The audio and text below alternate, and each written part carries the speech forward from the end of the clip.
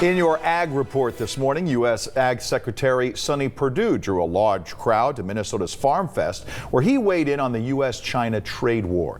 The president recently announcing the U.S. is putting a 10% tariff on $300 billion of Chinese imports.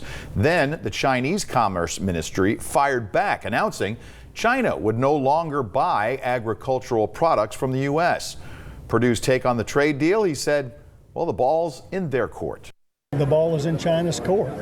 We had made great progress up until April, and apparently the hardliners in China got a hold of President Xi, and they backtracked and reneged on several commitments regarding agricultural purchases, as well as some of the cyber issues that we were dealing with. We were about 90% there to a deal, and for some reason they changed their mind.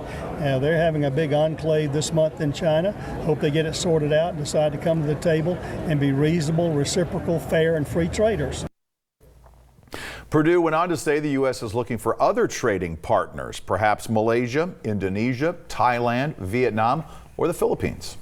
In other ag news, a major new UN report is warning that the climate crisis is threatening the world's food supply. The United Nations Intergovernmental Panel on Climate Change has released a much-anticipated report estimating that about a quarter of greenhouse gases in the last decade came from food, farming, and land use. The report calls it a vicious cycle where global warming makes land less farmable as our farming practices make global warming worse. Great for economies, horrible for nature's cycles.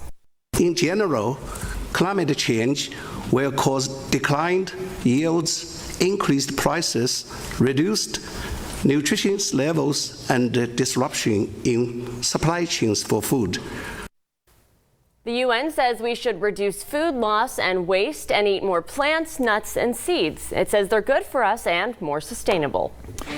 All right, here's a mystery solved. The genome of the avocado has now been sequenced, meaning we can now boost yields and create new avocado traits, as long as the taste doesn't change. The study, published by the National Academy of Science, found that Hass avocado inherited about 61% of its DNA from Mexican varieties and about 39% from Guatemalan ones.